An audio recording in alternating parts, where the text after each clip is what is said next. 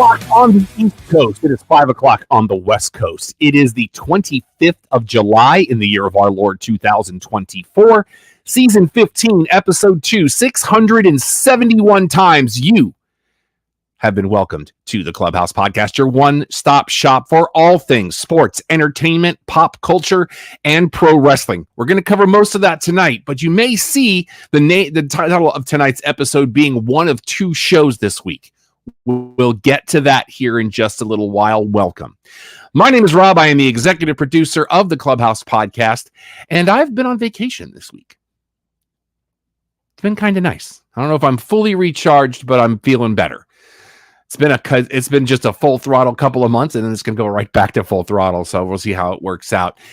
To my left, you're that way. Why can't I ever get that right? He is my co-host, and his shirt kind of matches the color of mine, but his is a lot. Well, actually, we're both wearing championship shirts tonight. He is Alex. Hey, man. Yeah. Of me representing our hometown Florida Panthers, the Cardiac Cats. Let's go. Covering the second time promoted in a couple of seasons with Wrexham. But I want to clarify, you get that right a lot more often than you give yourself credit for, sir. Okay, fair enough. Because I don't do mirror. I do the way they see it. Because when I do mirror, everything's backwards and it's weird to me. So, but yeah, we're going to get to all of that. And at the bottom of your screen, he is the official fact checker of Sooner Gator Productions. He is responsible for this particular kit that I am wearing. And he's representing what he's going to be doing next weekend. You may know him as Igbunu, but his mama named him Don Ford. I'm going to call him Don Ford. What's up, man? You make the whole world sing in perfect harmony. Hey, sure. The best peoples in advertising history.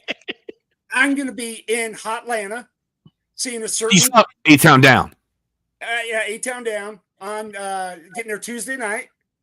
Going to be in that Centennial Park, all that. Going to see a certain team play a event. And during the day before, I'm going to hit the Coca-Cola Museum.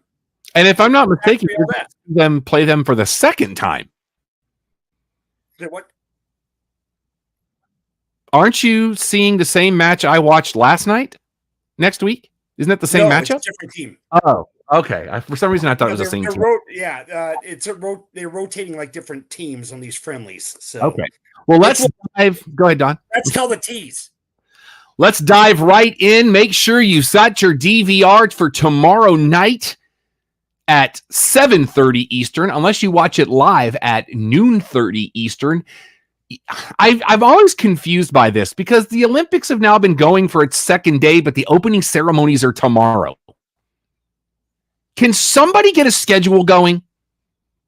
Oh, no, they have the schedule exactly how they want, but the gist is they're like, oh, well, we want to make sure that things get done by a certain date. We don't care about what the opening really is. It's like, this is all because of TV. It really is. Are the last 2 days the soft opening ceremonies, and tomorrow is the grand opening ceremonies?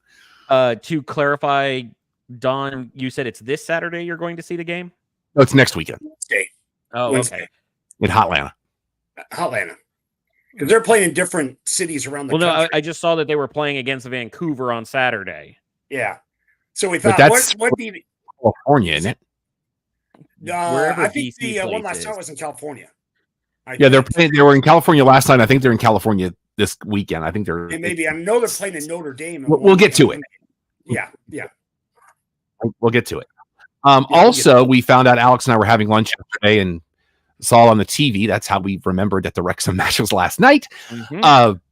You can watch the opening ceremony in IMAX theaters in select cities. And as Letterman once said, I pray your city has been selected. So it's Olympics time, boys. And I also have an update for Alex coming up here in just a little while of something he and I talked about yesterday at lunch that we thought was a thing, which turns out it's not a thing. So, kind of sucks to be Warner Brothers Discovery right now.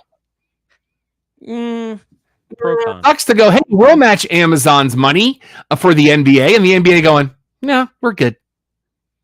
So Warner Brothers Discovery losing the NBA. NBA now gets split between Amazon, NBC, and Disney, which When was the last time we had da-na-na-na-na-na-na on the right network? Because that was the original NBA on NBC theme. I want to say out. Well, you have to count Christmas. I think they still had Christmas games. But I mean, when it was a regular thing, because it was also sampled by Nelly in a song called Heart of a Champion. But it might be 15, 20 years now. Yeah. Like that was almost as recognizable as dun-dun-dun, dun-dun-dun for many, many years. So we're going to see how that works out. Now let's talk about last night. Wrexham was at Levi's Stadium, which I still can't hear that and not think of the wonderful faux pas that Sunday Night Football did in that first season when they played thinking they were being sly and played an instrumental of a certain Here Come the Mummies song because they're in Levi's Stadium going into break and the internet exploding the next morning.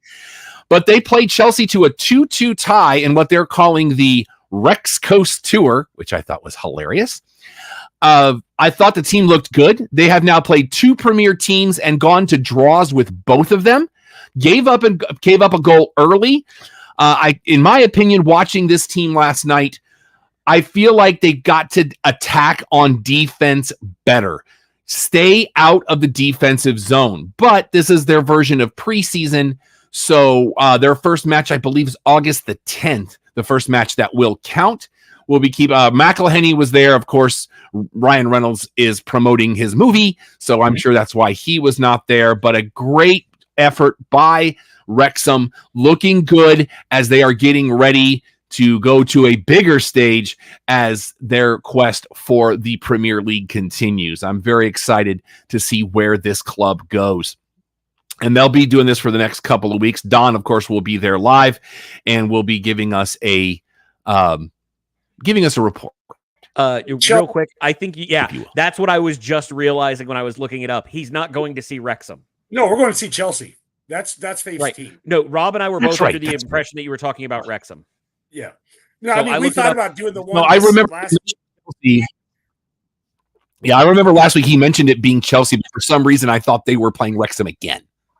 Well, no, I thought it was following Wrexham, but they will be playing when Don is there.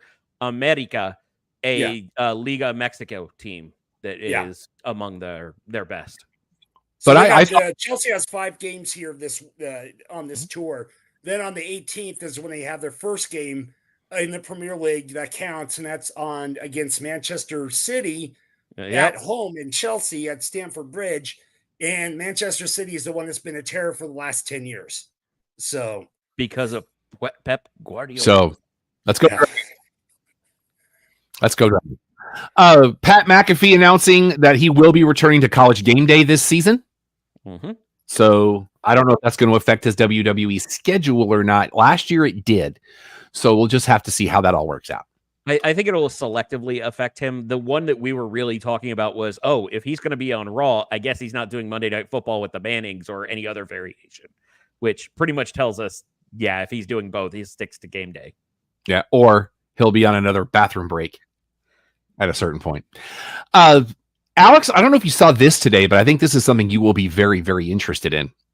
Hit me. MLB has announced they are launching their own standalone streaming service. You will not need a subscription to cable, internet. I mean, you'll have to have internet, but no cable, no anything like that. It will be their own standalone for $5.99 a month. And if you have their at-bat service, which gives you audio from all the teams, that's only another $1 a month. Okay. So interestingly enough, I was going to say this isn't huge news as they tried MLB.TV, which has still been a thing with At Bat. They do have the call it the Sunday Ticket version, and I did have that at one time. Called Extra Innings many years ago, if I remember correctly. Yes, that was when it was on DirecTV. But they had their own standalone thing. It's just now they're converting to a streaming service that works with more apps versus you having to port through devices. So they're one of the earliest, along with the NFL, that did we're just going to get everything on camera, and wound up finding their own niche for a while, but they're realizing that streaming is the future, and that's just the way to go. At about a third of the price of the NFL. Well, it's the cost effectiveness. People want to watch the NFL every time. Baseball, there's too many games. Congratulations to Dylan Cease. He pitched a no-no today. Mm-hmm. Oddly enough, second time in Padres history, which I found very strange. I would have guessed more often. Go ahead, Don. No hitter, or what's that? No. A no-hitter. Yeah. It was their second one ever. I don't know who Padres threw only the had other 2 one. no-hitters in their entire history. That is, yes, exactly what I just said. Wow, I thought they'd have more than that over their history. And Not a my thought process is like, was the first one all the way back to like Gaylord Perry back in the 70s, or was there one more recently I'm not thinking of? I don't know who the other one was because I actually was out of the room when they actually said it on PTI, but I didn't see it on the crawler. It just said the second one ever in Padres history. As somebody who roots for a team that didn't get our first no-hitter until like 3 years ago, I understand. Yeah. All right, let's get into standings in the Santana forever. In the AL East, which remains the most competitive division in baseball. Toronto now 10 games below 500. They're 15 back in the division. Alex, do I need the breaking news sounder? Oh no, it's something that I don't know would be that interesting for this, but Dylan Cease had to sit through an hour and 15-minute rain delay and then go back in. How rare is that for a starter? Nice. They are Joe Musgrove was the other. 582 games ago, so about 5-6 years. Okay. So both of them were in this century. Mm-hmm. Wow. Toronto 5.5 back on Tampa Bay. Tampa Bay's now 3 back on Boston. By the way, Alex alerting me this week, Tampa Bay will be getting a new stadium. Yes, they will. I like the drop. Boston now 4.5 back on the Yankees. The Yankees now 2 back on Baltimore. After, God, man, as Steven said yesterday, man, he hates the Mets. Oh, he's been texting me things that I can't repeat on air. I can't repeat, but I have been returning fire, so don't worry about it. I got Queens covered. The Chicago White Sox, all I'm going to say is they're 35.5 back in the division, and they are 24.5 games back. Oh, what happens? Everybody still have me? Everybody still with me? Yeah, we're here. Yeah, I was muted. The dogs were going nuts. Sorry. No, I lost everything, and now I think I've lost my camera. Yeah, you're frozen. Well, you're frozen, but you're still audio. Yeah. If it counts for anything, you don't look bad. I told you I have the perfect face for radio. Let me see if I can do this. All right, there's the rest of my studio. We got that. I'm trying to switch the camera back and forth to see if it'll reset itself. There we go. There it is. Everything just kind of went blank for a minute. I was like, why am I? They are 24.5 games back on Detroit, by the way, boys. Detroit now back on the Tigers. Detroit now 5.5 back on Kansas City. The Royals are a game behind Minnesota, but Cleveland now 4.5 up on them. By the way, actually, I'm gonna hold off on that because I just saw something that made me go, yikes. In the AL West, the Oakland / Vegas. Put a big pin in that. I don't know if you saw that headline. Nope, let's go for it. Apparently, this is not breaking news. But apparently the funding that the team was anticipating in Vegas did not succeed. Oh, dear. So now they're kind of a team without a home, or they're going to have to figure out a very different plan. Well, there's another team in that same town that had a headline, and I thought it was clickbait, so I didn't click on it. So I may have to have you clarify when we get there. What's up, Alex? The Oakland A's. A's, okay. Yeah. Who are currently 13 games back in the division, and they are 5 back on Law. The Angels are 5.5 back on the Rangers. The Rangers now a 1.5 back on Seattle, who's a game back on Houston. So the top 3 teams in that division's getting a little snug, and we will be keeping an eye on that as things happen. All right, we just got some love from a Bard Alexander. Shout out. What's up, Bard? In the National League West, the Colorado Rockies, They got a little bit of a scuffle last night, didn't they? Yeah, but we can't repeat why. Exactly. They wouldn't say on the S-Spin yesterday, but Chick The McGee internet's undefeated. did a really good job. Chick McGee did a very good job of summarizing it this morning, and I was like, ooh. And then hung 20 on. Yeah, that too. Let's see. They are 23.5 back in the division. They are, but that should tell you that maybe they've opened a gap between them and somebody else for North America's favorite game show when they hung 20 on somebody last night.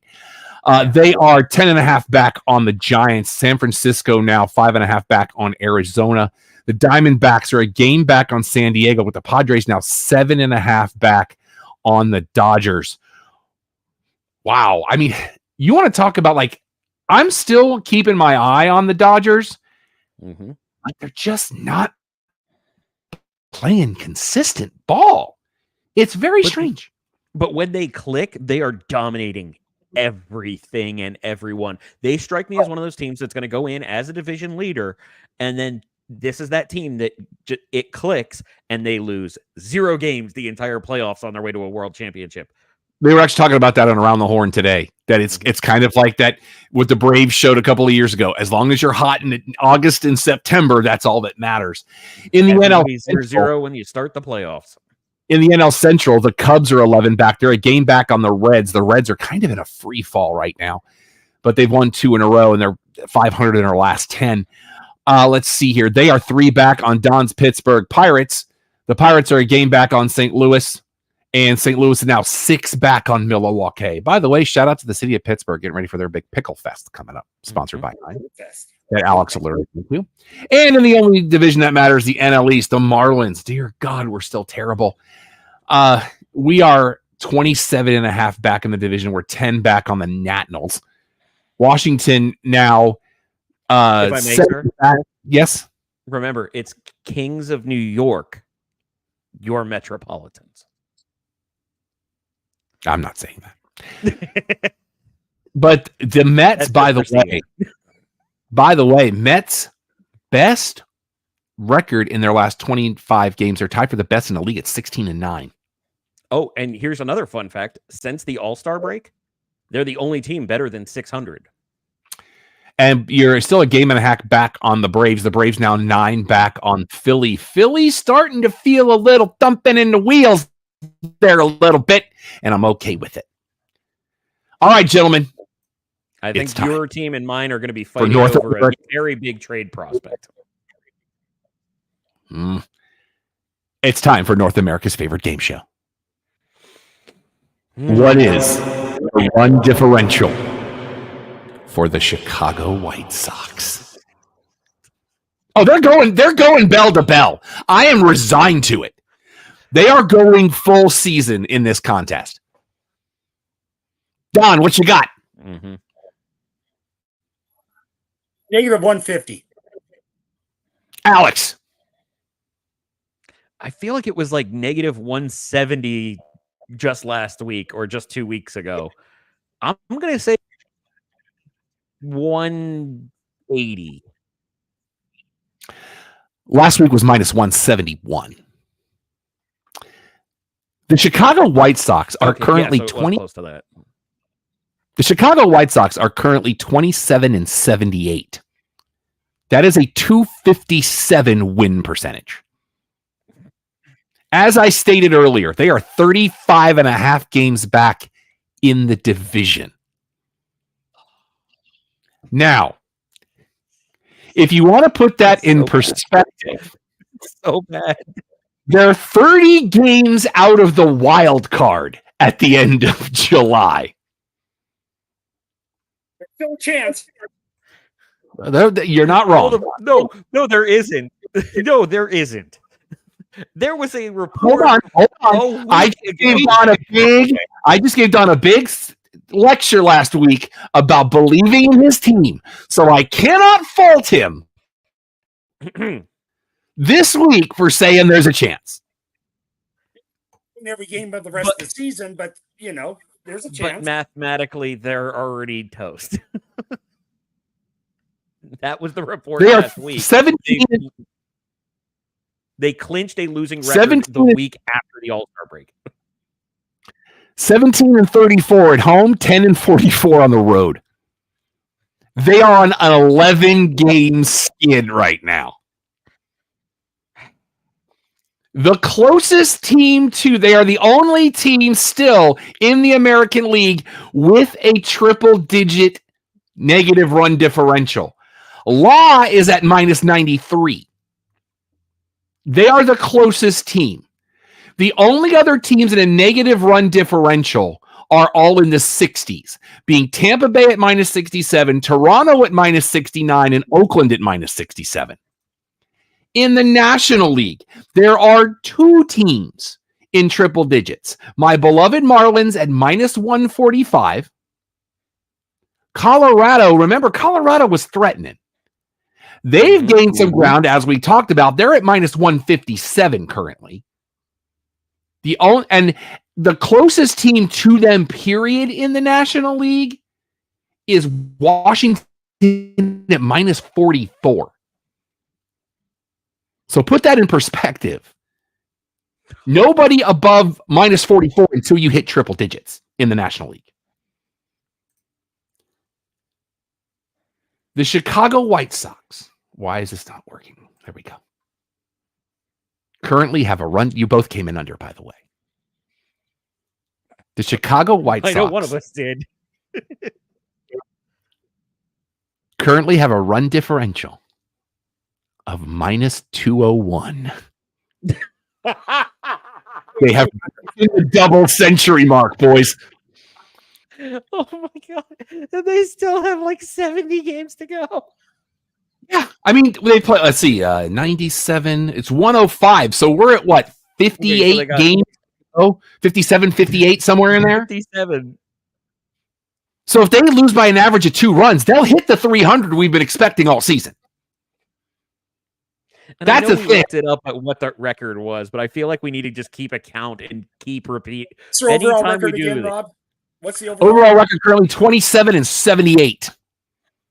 Okay. 257 win percentage. The closest team to them in the American League is Oakland at a 394. And in the National League, it's Miami at 359. By the way, Miami, again, almost 50 runs better currently. So you got that going for you, which is nice. All right, boys, let's talk a little bit of TV talk as we get into stuff we watched this week. Alex, any TV? I am getting ready to ramp up and start on The Boys now that it has finished. I am very much looking forward to it.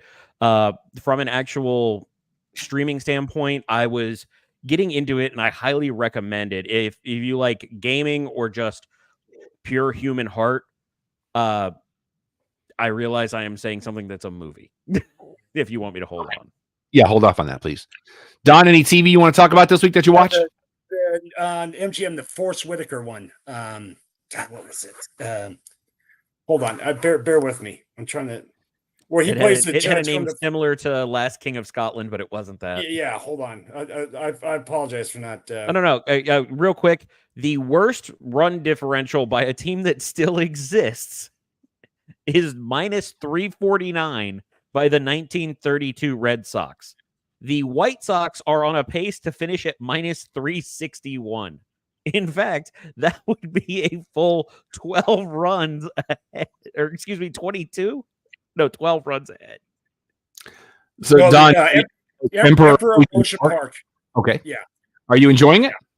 Yeah. Very interesting, kind of that whodunit, and there's something deeper in the folds on that one. So.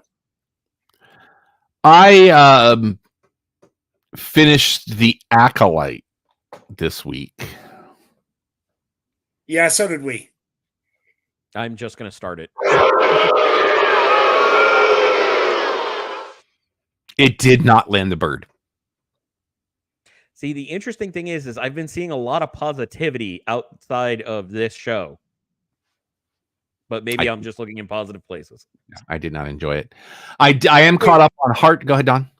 What would you say is worse, the Christmas special or this new series?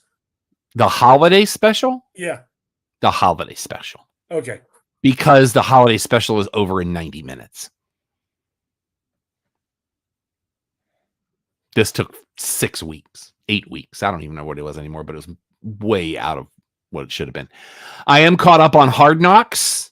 The finale is next Tuesday. Now, yesterday at lunch, Alex and I were talking about when Hard Knocks with the training camp with the Chicago Bears. They will not be taking a break, Alex. It starts week after next.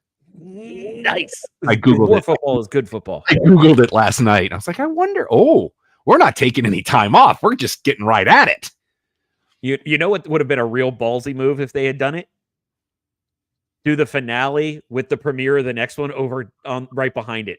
Oh. Give us a solid 2-hour block. Get the juices flowing for the NFL. But we talked about this at lunch yesterday. I really think they should have done this earlier in the year because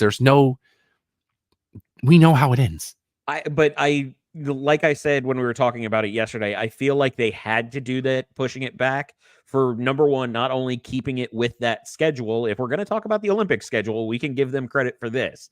But with that off season, like I said, I genuinely believed that they didn't get enough footage to do it week to week like they do the normal training camp. Fair enough. Apple TV announcing today, if you're a fan of The Good Place, William Jackson Harper from there will be joining season 4 of The Morning Show, which my wife very much enjoys that show. And they have renewed Camp Snoopy for season 2. Snoopy seems to be doing very well with the Apple TV. All of it does. FX also mentioning that the final season of What We Do in the Shadows will kick off on October 21st. I think they said they're airing the first 3 episodes like right off the bat. Well, it's the final final season. Yeah. I love that show. Everybody loves that show. But the problem, Don, is we have to realize all of them are supremely talented and getting a lot of other stuff to do as well. I still love it. I do too. They can't be tied to it forever. Yeah, they could. Make me happy. Now I almost am glad it's the finals. No, I never. We have breaking news from the Olympics. Canada has removed their women's soccer coach due to their own version of Spygate. Did you hear about this? Oh, yeah.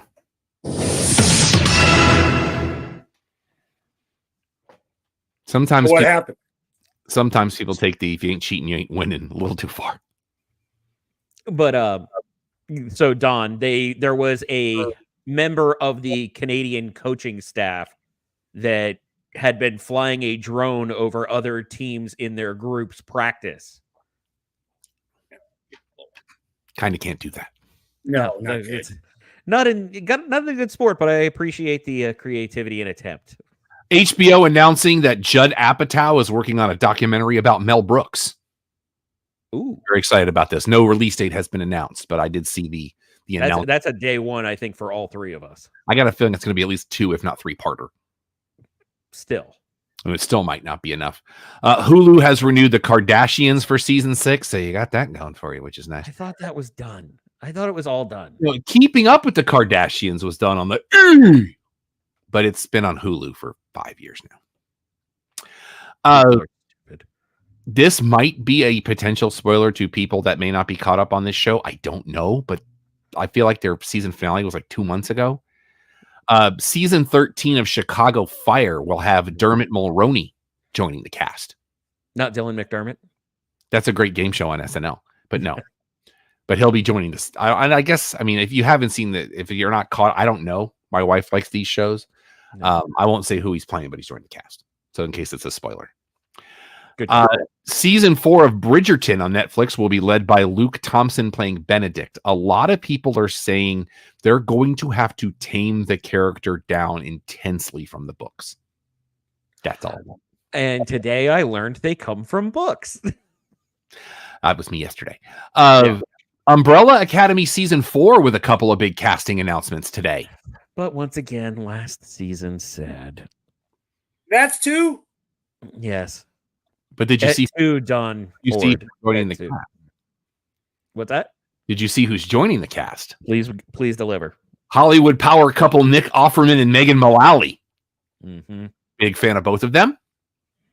I have a sneaky suspicion I know who Nick Offerman is going to be playing, and I hope I'm right, but I'm not going to say it just in case.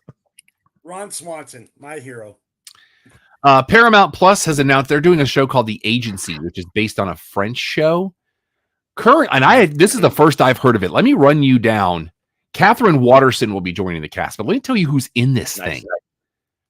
Fassbender, Yes. Richard Gere, Win. Jeffrey Wright, and Jodie Turner-Smith. Win. Why am I not watching this already? It's not out yet. Oh. But I was like, what's the budget on this show? Sorry, when you said joining the cast, I thought you were saying that it was for the next season, not the. Let me see if there's actually a release date, because I just saw the story today. Yeah, it doesn't even have like a poster ad yet. Based on the brilliant series The Bureau from 2015, follow a world of even deeper intrigue and subterfuge, with characters fighting their own battles as they grapple with existential threats to the nation and the world. Looks like 10 episodes will be coming, but that's all we know. Okay. But that sounds awful. Fassbender's your central character. Well, Ken Fassbender, I believe Prometheus proved Fassbender doesn't play B. No, I'm just saying, like, look at that list of people. It could be any. Yeah. That is 100% true. Let's see here. Are you caught up in HDTGM, Alex? Not even close, but feel free. Okay, so a couple of weeks ago on Last Looks, they actually had June on with Paul.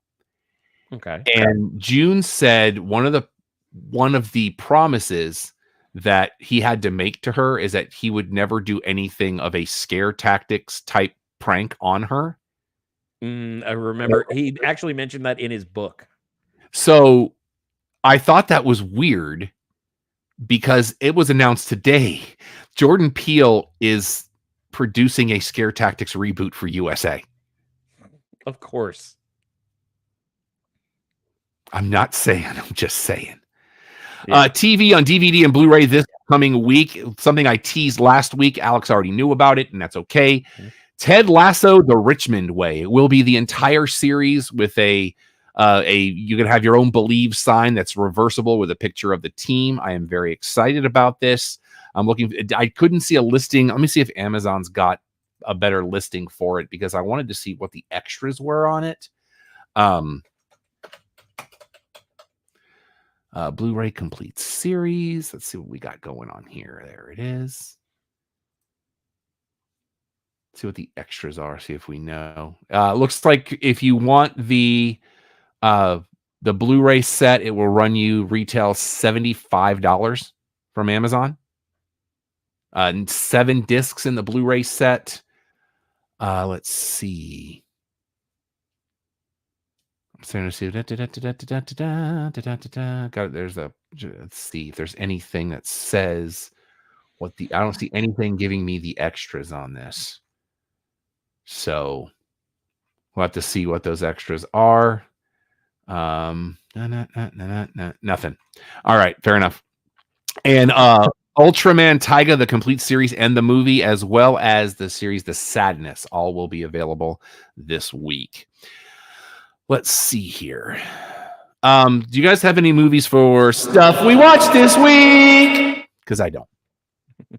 Well, now that I'm actually going to say it in the appropriate time frame, watched a documentary that dropped on Max that was really interesting. And just to clarify, this is just the title, called Quad Gods. It follows an esports team for people who are quadriplegic, the stuff they have to go through just to get to events, who they are, how they've had to deal with real setbacks beyond just paralyzed, but working with different tech groups, helping to improve functions to enjoy gaming for those that are lesser able. And just for the record, there is a dude on the Rocket League team named Surge who literally cannot move anything below his neck, plays the entire game by head movement and blowing in air. And that dude, it has one of the darkest sense of humors, but it is hilarious.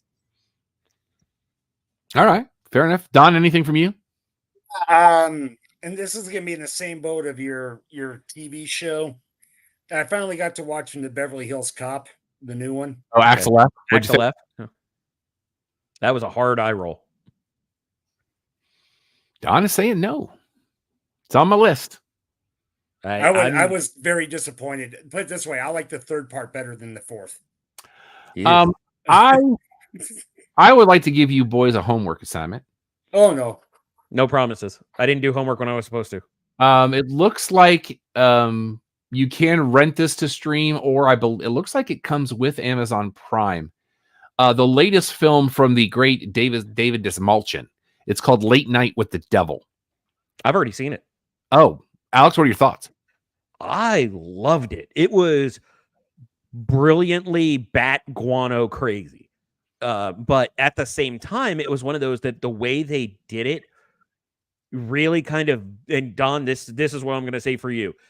With all the craziness that does happen, as you would expect with a movie of this title, it grounds itself in some real believability, hearkening back to that era of television. It's really incredibly interesting and well done. And it's more terror than it is fright, if you know what I mean. Like, there's dread versus jump scare. So basically, this is a late night talk show where a guy has on a young lady that claims to be possessed by the devil, and then the wheels fall off. And it's based on a true story that actually happened on Canadian television. Now, does it ramp into for the narrative? Yes. So don't just look up the story. I'll be interested to see what your thoughts are on that, because it is not my bag, but I am intrigued. No. You know, allow me to put it in this context. It is not in the same vein of Overlord, which I still say you should watch. This is definitely a horror movie, but I think you would appreciate the aesthetics and the execution independently. Not telling you to watch it, just saying that I think you'd like it in that scope. Want to send movie again? What's it called? Late Night with the Devil. And what platform is it? You should be able. It's everybody's got it. AMC Plus, Philo, Sling TV, YouTube, Roku channel, Prime Video, Google Play, YouTube TV, Fandango, and Apple TV are all the lists from Google. Want to send a quick shout out to everybody at Greater Austin Comicon this past weekend. Amazing show. Had an incredible time. Thank goodness it rained a little bit because it wasn't as hot as it could have been. But everybody that came out for the pre-party came out for the after-party and did some karaoke. I learned music I hadn't heard before. Some of it good, some of it... let's just say I'll be not making sure to watch Has-Been Hotel with anybody young. That is an anime series that I've been told is very unstable, and a couple of people sang one of the songs from it. I feel like Trey Parker and Matt Stone would go, that might be a little far. But had a great time. Sat down with Bob Gunton on Saturday. Dude still looks the same too. He was fantastic. I told him how interesting I thought it was that a lot of his career has come down to even numbers. And I broke it down for him, and he started laughing. He goes, I've never had that broken down like that before. He did not know about the 24 movie until that morning. But he said, like, hey, call me. I'm in. He goes, I'm the only character on that show whose job literally changed every season. And he actually remembered every position his character held, which I thought was great. He told the story of how he got his Bronze Star in Vietnam, which was a great story. As soon as I get the video back from our fantastic AV team, I'll be posting that. Also on Sunday, got to talk to Timok, who absolutely fantastic human. That's my dude. He tells a story about a play he was involved in, Alex, that I think you will find intriguing. I'm not going to go into the story, but I'm going to give you 4 words: Roadhouse, the comedy. The worst part of my brain was like, that's not 4. And of course, if you follow me on social media, I had the absolute honor for 45 minutes of my life to talk to Weird Al Yankovic, who was, it took hours for the adrenaline to fade from my body. I'd heard so many stories from people on how amazing and gracious and cool he is, and it's all true. And then some.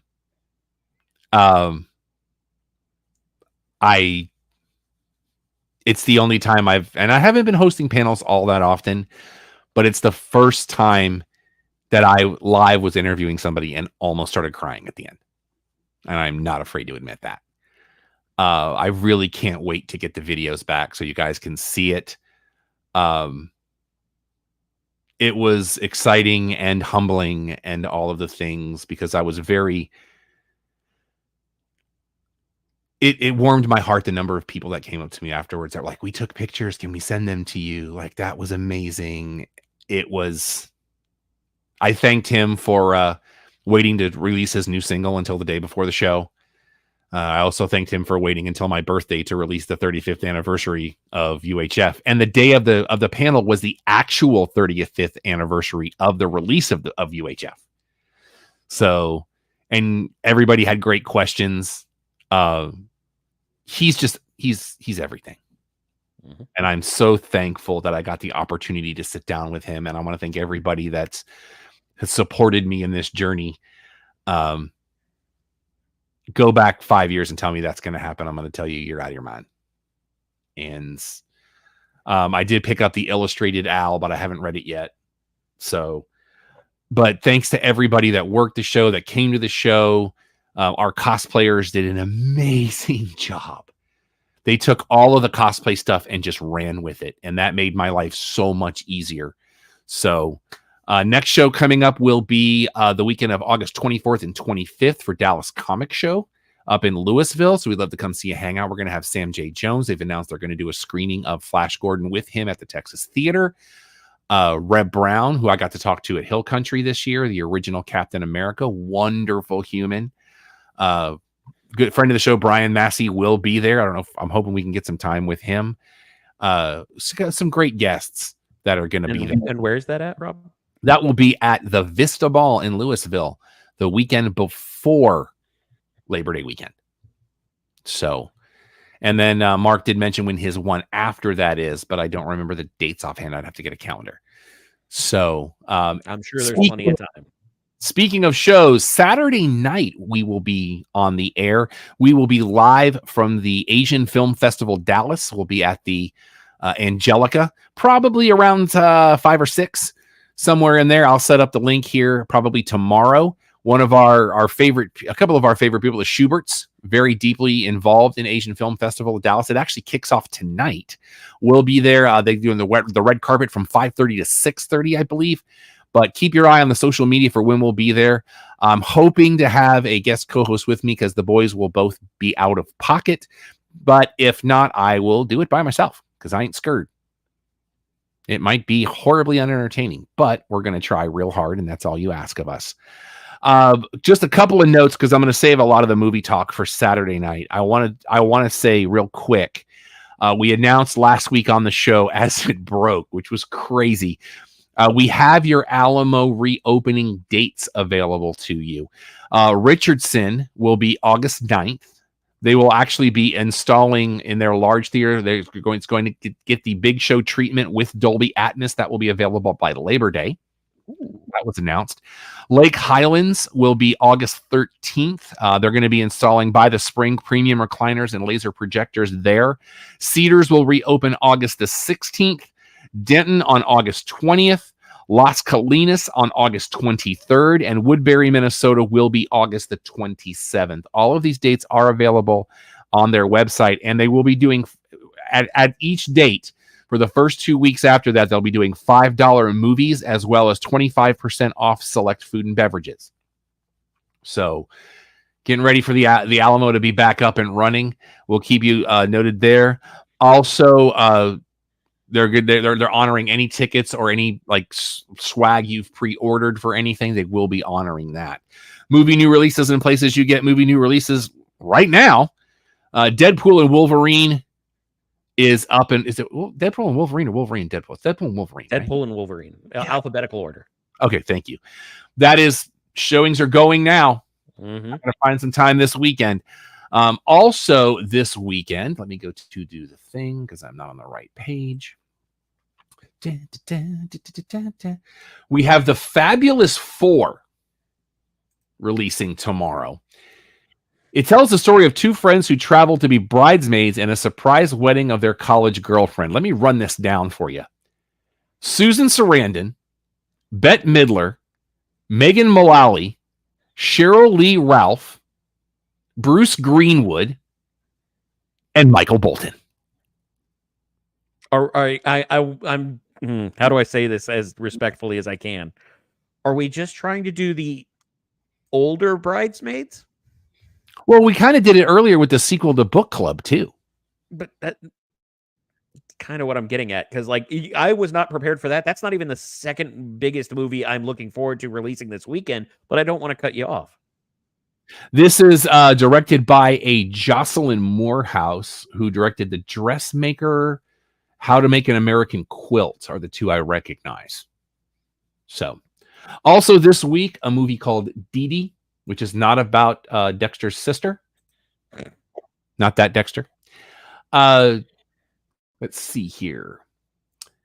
In 2008, during the last month of summer before high school begins, this is a foreign film. An impressionable 13-year-old Taiwanese American boy learns what his family can't teach him.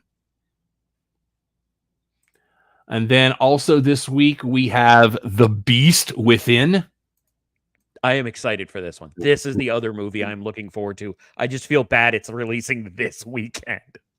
After a series of strange events leads her to question her family's isolated life on a fortified compound deep in the English wilds, 10-year-old Willow follows her parents on one of their secret late-night treks to the heart of the forest. Kit Harington is in this. Ashley Cummings. Let's see. Directed by Alexander J. Farrell. Farrell. Not a lot on his resume. Some shorts. And then also this week, Swan Song, which is a documentary. This is also a remake. Oh, is it really? Yes. It's an early 80s. If you see the trailer, you know what the movie's about, but I'm not going to say it because I'm not going to be that guy. But it is in the classic movie monster mold, but from the early 80s. Also, a documentary called Swan Song, executive produced by Nev Campbell. This is a behind-the-scenes look at one of the world's leading ballet companies' production of Swan Lake. Movies on DVD and Blu-ray this coming Tuesday, The First Omen. So you got that going for you. The movie that Don saw, I believe is Don saw. Don, you saw Sting earlier this year, right? With the spider. Or was that you?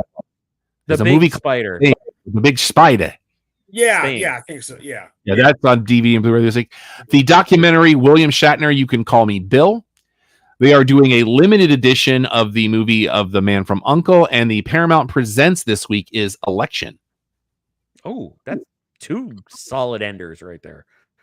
Because I don't care what anybody says. The Man from U.N.C.L.E. as a movie, wildly underrated. I own it, still haven't watched it. I think that's the one. It's like that and Atomic Blonde are sitting on my shelf right now. And I think those are the two that I bought for you when I was saying, like, you need to see these. And you were like, I'm not so sure about it. I was like, I will buy them for you. You need to see these. You also got me 1917, which is also on my shelf too. Right. But to clarify, the ones we couldn't remember were those.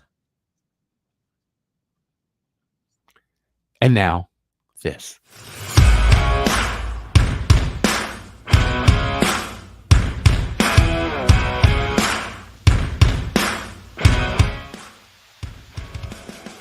The other half of this show is the Cheat Podcast, where we talk to you about all things professional wrestling. So we are going to dive right in. Of course, today was the first day, the preview day for San Diego Comicon, and at a panel in Hall H, Ronda Rousey announcing she is pregnant with her second child. So mazel tov to her and the family there. She didn't have to. We are starting to see the... I didn't see the pictures, couldn't tell you. No, NWA 76. Along. NWA 76 coming up here in August 31st at the 2300 Arena. The only match that has been announced so far is Mike Knox and Trevor Murdoch will take on Kerry Morton and Alex Taylor. The rest of it is just everybody that's going to be there, and it's the roster. It's NWA. It's the 76th anniversary. Everybody's going to be there. Slammiversary was a thing last Saturday night when Jordan Grace has to come out and apologize for lack of surprises from that show. Yeah. I mean, ABC are your new world tag team champs. PCO is your new digital media champion. He gets engaged to Steph DeLander. And I put Dolph Ziggler, but it's Nick Nemeth is your new champion. Yes, he is. So that was Slammiversary. Did she say that on social media after the show or something? Well, basically, she did an interview where she was, because there's been so much cross promotional use between TNA and NXT. There was a very high expectation for people to have a lot more crossover. And apparently the Microsoft outage grounded a lot of planes, if not all the planes, for people that were supposed to show up. It affected us last weekend at the Comicon as well. So rumors are abounding. Something Alex mentioned last week. We are 90% sure this is a thing, but Hikuleo has signed with the company. Hikuleo. We do want to send our support out. Also been teasing. Go ahead. Oh, Zilla has? Zilla Fatu has been teasing showing up as well. Let's see here. Let me do a quick Google search on something before we talk about it. Do you want me to hit that breaking news before we get there? Do that right now. Yep. Now, Don, you're going to be probably more excited than anybody for this based on things that you have been plugging for. Okay. Today, Paul Triple H Levesque, Nick Khan, and Sadiq Khan met for an extended period of time and are believed to have come to an agreement for a multi-plea deal that may or may not be including a WrestleMania in London. I told you. Oh no, you're not wrong. Yeah. I just, they would not tease that on a live pay-per-view and the whole statement, you know. I think that was more of a ground tester to see how people responded versus them actually teasing something, though. Especially with All In coming out also. Next, I think that's going to be the big interesting thing is that Wembley will now hold two big ones unless there is a larger stadium that they can find. I mean, the Olympic Stadium. I mean, still they could. I think Wembley's still larger at this point, but I could be wrong. We'll have to look into what the largest venues in London are, because the concept was Sadiq Khan, in case anybody doesn't know, is the mayor of London and would be the contact for any of those events, which means he would want to keep it as London proper as possible. Well, put it this way, whether it be like Stamford Bridge, the Olympic, or Wembley, or right, whatever. But at this point, if we don't have numbers in front of us, we're just spitballing. Yeah. Okay. And that way they can all sound like they're from London.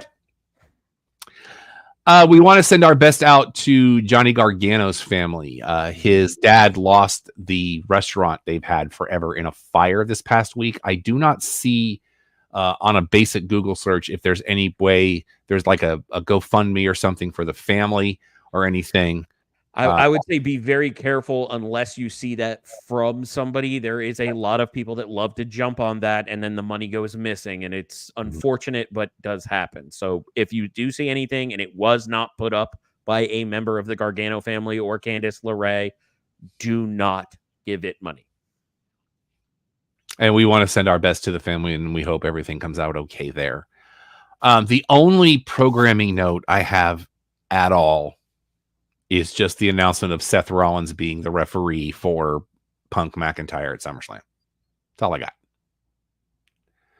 Like, that's how uneventful WWE was for me this week. I will say I'm still enjoying Jacob Fatu getting to look like the best version of Jacob Fatu coming in. There's been some interesting stuff. I feel like we're laying it on too thick with Dom and Liv at this point. Like, do any of us think that this is it, or if there's going to be a turn? Oh, there's more coming. I'm talking about specifically the fact that they're laying it on so thick that Dominic costs Rhea. If anything, I think it's a double swerve. I think Dom does cost Rhea, thinking that will get him in the good graces with Liv, and then Liv just repeating. You realize the only reason I did this was to get in her head. See, that's interesting because my mind was trying to think like, okay, I think Dom does that, but then does like that push Rhea and Damian technically out of the Judgment Day, because those two could stand on their own. I am 100% convinced with that. Whereas Judgment Day is working as itself with a unit, and everybody was enjoying the gifts of Liv except for Damian and obviously Rhea, who wasn't there. So I almost wonder if there is something like that. We're going to go down that path. Don, what do you think? Go ahead. First off, the Wembley boasts 90,000. Twickenham Stadium in London also, where they have the like rugby and stuff, where they have the NFL games, 82,000. Okay, so Wembley's still the largest? But still, it's you get 80 something thousand, with the floor and everything, they could still get a huge thing. Oh, I think they're going to want to try. I think it's going to be a turn on Mommy, where Dirty Dom's going to be Dirty Dom on Mommy and go with Liv. Yeah, and cost Rhea the match and be right, but after girlfriend. Okay, so you're thinking they're just a unit together, Liv and Dom going off secretly, and he's going to turn on Rhea and cost the match. No. That's I'm past that part, Don. Yeah. I'm saying the aftermath. We agree that Dom's going to turn on Rhea. Yeah. But the aftermath, how do you see that? Yeah, I think so. I think he'd be that relationship with then he gets kicked out of the Judgment Day, I think, possibly. Okay, there it is. Okay. I think there's another piece to this. Hit us. There's been subtle mentions of this in this entire angle. Remember I think it was a Mania, where Trish was tagging with Christian and then turned on him to join Jericho? Yes. I think you boys are missing the Finn Balor of it all. That Finn's the one that's really the counterpart? Finn's the one that winds up with Liv. Okay, that's what I was trying to think of a better way to say it, but if you've been watching this angle, he's been the one that's the room key and playing the video game and going a different way. And I think that, and he could be a red herring too, which I'm also okay with. Steer me one way, swerve me the other. I'm good with it. But I think there's some subtlety. And if it's one thing we've learned in the Triple H era, subtlety has become an art form. Whether it's the Creeds in the background talking to Chad Gable a month ago, or Damian Priest talking to Paul Heyman in the background months ago. There's some subtlety to this. Oh, Mike stopped by to say hello. There's some subtlety to this that we talked about with Money in the Bank, with that storytelling. It's causing me to watch stuff closer now. It's true. What's happening in the background? What is this promo telling me? Like, it's making me analyze things better.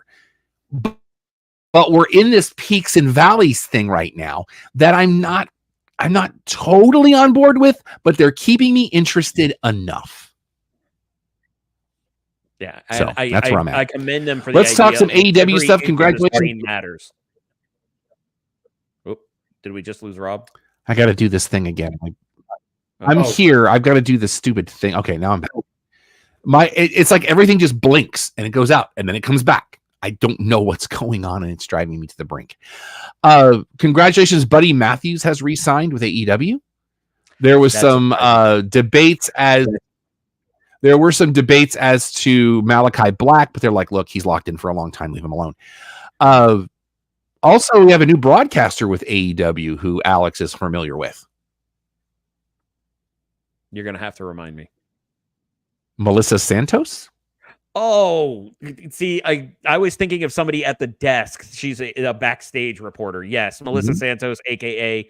Mrs. Brian Cage, and a spitfire of a woman who also is out of every man's league. So congratulations to her. And we also want to say congratulations to the amazing Tony Schiavone. He has received the Gordon Solie Award from the George Tragos Luthez Pro Wrestling Hall of Fame, which, in my opinion, richly deserved. I don't know if you saw the interview with him about it, where he's like, I'm not a big Hall of Fame kind of guy, but when Jerry Briscoe calls you and says, we're doing this, you do this. So very, very impressed by that. And check out that interview. Collision had their first show at the Arlington Residency. Sky Blue is legit injured. We're sorry. We hope she comes back soon. But I thought that the look of what they're doing with that esports arena, it looks great. It's even the lighting just gives me that old school house show vibe that I like. The only thing they really need to do, they've got to, it's the JR thing. Keep the audience dark, because I could see where the walls were, because that's not a big arena. And of course, it's making the marks go crazy. But the other part about it is with the way they've shot it, that is not an arena.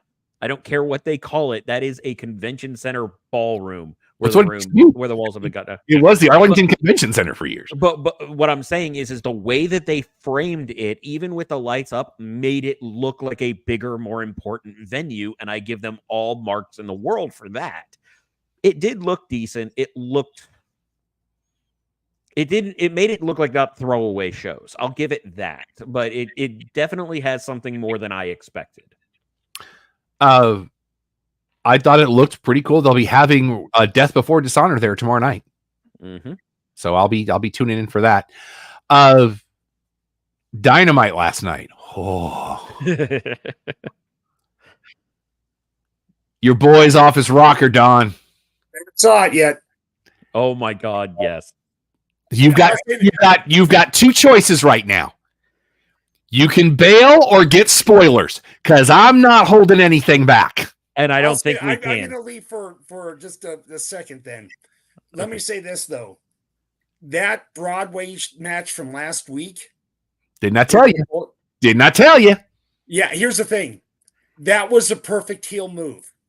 Because usually what happens is the heel's about to lose, and this time inlet hits when they're about to do the 3, and that's the reverse. How many times have you seen the heel do it with 2 seconds from Broadway? That was heel booking 101. Oh, it got better this week, so I'm going to let you roll. He opened the show last night, Don. Don, if you don't want spoilers, you need to walk away. Yeah, because I'm not waiting a week to talk about it. Go for it. Do it. Okay. Go for it. It's okay. So MJF comes out, talks about how easiest match of his career. Oh, God, no. He was efficient. He wasn't winded. 13 minutes. Yeah, 13 minutes. Got hit by a girl at ringside, which completely sold that in an interview, which I thought was hilarious. Real life or Oh, no. A little girl punched him in the stomach at ringside. Well, it was up the walkway in the crowd. Yeah. And Will Ospreay tried to play into it, thinking she wasn't going to do it, and she hauled off and punched him almost in the gentleman's area. Talks about the championship and dumps the belt in the garbage. Oh, he calls him Medusa? No, wait for it. Because the rest of the world doesn't deserve him. Oh, dear God. So he walks to the back of the ring, unveiling the AEW American Championship. Saddest thing, this is the best belt reveal they've ever done. And Don, I'm gonna pull it up for you. Hold on. Oh, yes, please. Because I want you to see this. Do you have a shot of the side plates? There's a shot of it sitting flat. So I think that'll be, because the problem was the side plates for this thing you couldn't really read anything because the lighting was hitting it so much you couldn't really see anything. Plus, there was some coloration in some of the lines of the letters. I could read one side plate. If you want me to just say it, go for it. Well, I couldn't read the other one. Okay. So, Don, are you ready to see the new AEW American Championship? In 3, 2, 1, here you go.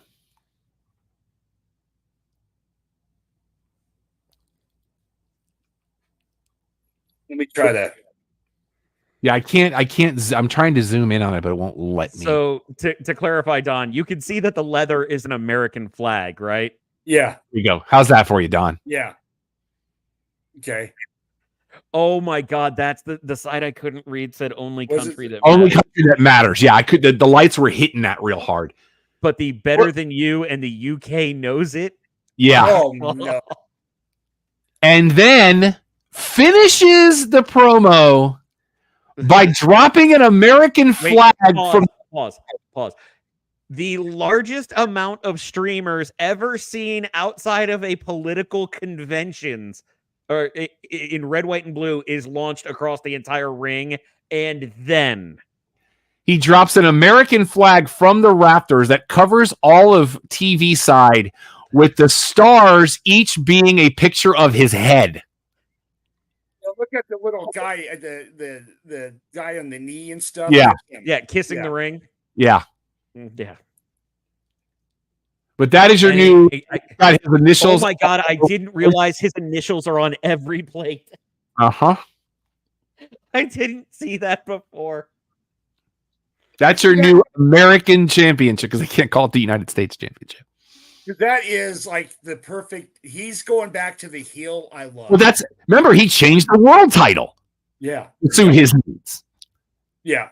He's playing the heel that I missed from a year ago. You know what I'm saying? When he tried doing the kangaroo stuff and everything, now he's back to the MJF, which I love. Oh, that's been every speech he's given, and it's been wonderful. But the other part about this is, and also spoiler for you, Don, so bear with it. Yeah, it's all right. Rob. Yes, sir. How long do you think this belt really exists? Because I don't think it's going to be long. Still all out. There's all in. That's what I thought too. And I loved. Did you see Lance Storm's reply to it? I did not. Lance Storm replied, and I'm going to bleep myself, so fair warning. Is this like when I put a Canadian flag on the U.S. title just to be or is it legit? I mean, I don't think it lasts long, but I guarantee you, I also believe they'll put a limited number for sale that'll go to charity.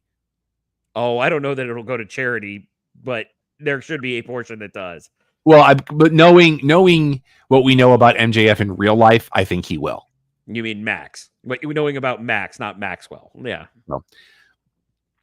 We finally have the debut of Camille, who has apparently been on the payroll since January. Good gig if you can get it. Yeah. I just don't know if we need her as Mercedes Moné's enforcer. Yeah. I need her in a tag team or in a program with Chris Statlander. That's the list.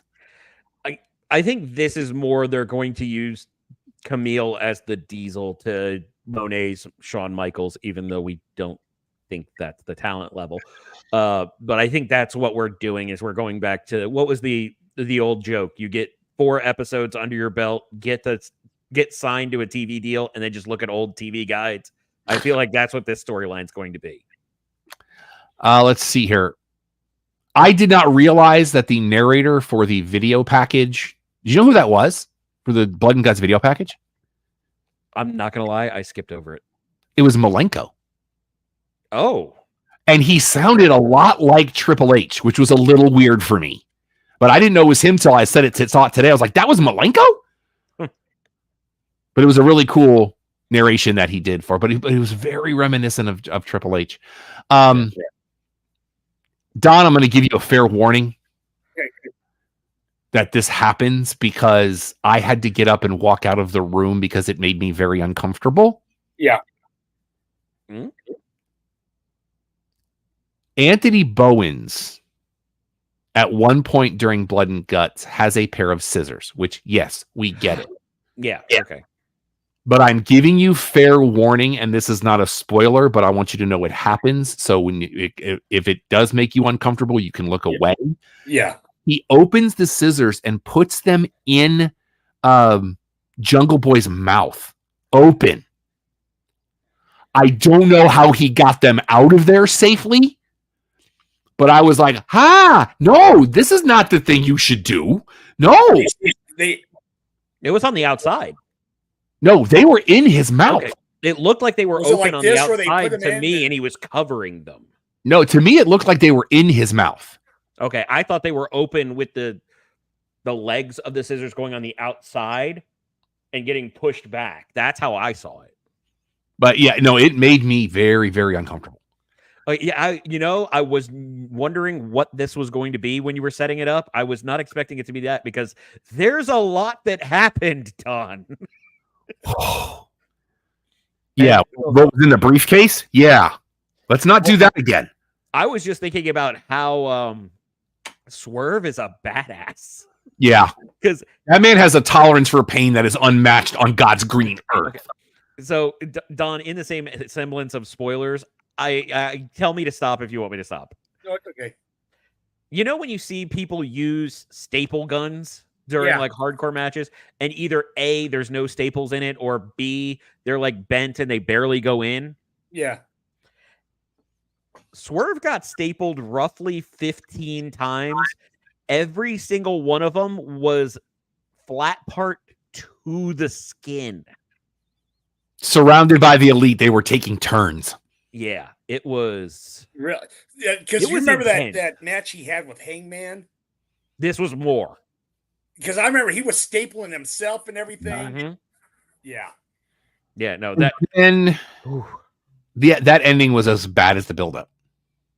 That was a weak. I referred to it as what a wet fart of an ending. You're not wrong. But I will say, shout out Mr. Wobble, I couldn't stop giggling about why it finished based on the story he told us at help me, Dave and Buster's. I was like, this is what we're doing. Okay. It's like, when did he become, when did X become Y's kid? Because that was way too much. Also, the only other thing I have for this week is last week's Ring of Honor. Dalton Castle gets right in the camera and goes, wouldn't it be funny if 1 million people bought my t-shirt as a goof? And now he's out injured for the rest of the year. So go buy his t-shirt. Yeah, he took a solid shot. He is concussed and having symptoms still. Yeah. Anything else you boys want to talk about before we wrap it up? No. Just looking forward to this might be the first time I'm super excited to get to a SummerSlam. Like I've been excited before. I don't know why I'm so excited for this. I will be watching on delay. So SummerSlam is what, a week from Saturday? Yes, sir. While you're out of town. Yeah, so we leave Tuesday, get back Thursday night. Oh, okay. So you'll be back in time for SummerSlam. Okay. Yeah. So I'll, you're going to be rushing back like they are. Yeah. What do you think is going to happen on the big thing there? The big matches. I'm not ready to talk. I'm not ready to talk about it yet. Okay. Yeah. Well, the other part is I still feel like they had to move SummerSlam so much earlier, which unfortunately backed them up right against the Japanese tour. So there's another part of me that's kind of like, temper expectations. There's probably going to be a lot of jet lag. And remember, tomorrow night SmackDown is pre-taped because they're in Japan. Mm-hmm. So, all right, there's a QR code in the upper right corner of your screen right by Alex. Make sure you hit that for all of our social media. If you're on the audio, we'll run it for you anyway. No new reviews this week. Might have one next week. You never know. www.theclubhousepodcast.com. Everything you need to know and some stuff you don't. Follow me on our social medias, everything but Twitter and what's the other one? TikTok. Everything is the Clubhouse Podcast. Those two are Clubhouse Show. Just look for our logo. You'll know where we're at. You can follow me on your social medias if you would like. Everything is Yes That Rob Urban. That is spelled ERVIN.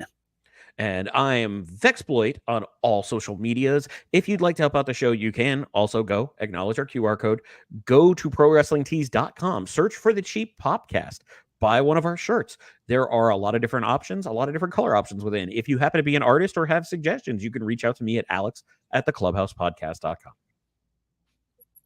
Get those awesome shirts that make me look good. ProWrestlingTees.com/the Cheap Podcast. And on Twitter, I'm at Kabuno at GBNUUU. If you want to smash your place, email me, Don'sClubhousePodcast.com. Email Don for information like Saturday. I'm going to be at the Asian Film Festival of Dallas. I think I'm just going to start pointing this way starting next week because that's a little bit easier for me. So check that out. You can email me questions, comments, concerns. Tell me to go pound sand. I am Rob at theclubhousepodcast.com. Charlotte Marshall is on Pinterest because we are morally obligated to say that. Our normal show every Thursday night, 8 Eastern, 5 Pacific, your one-stop shop for all things sports, entertainment, pop culture, pro wrestling. We will be back again next week. 3 in a row. That's called a trend, people. So until next time, for Alex, for Don, for the Empire, I'm Rob.